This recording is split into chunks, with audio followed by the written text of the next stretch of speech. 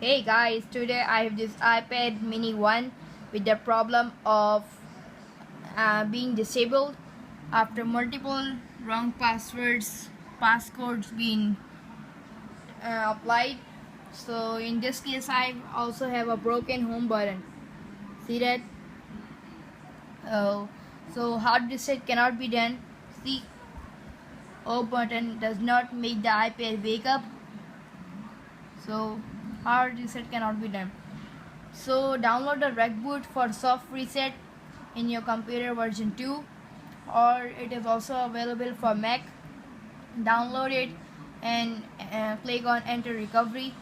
Also download the iTunes and make sure you're signed in with the iCloud ID. This will make your work much more easier. So please subscribe below and thanks for watching.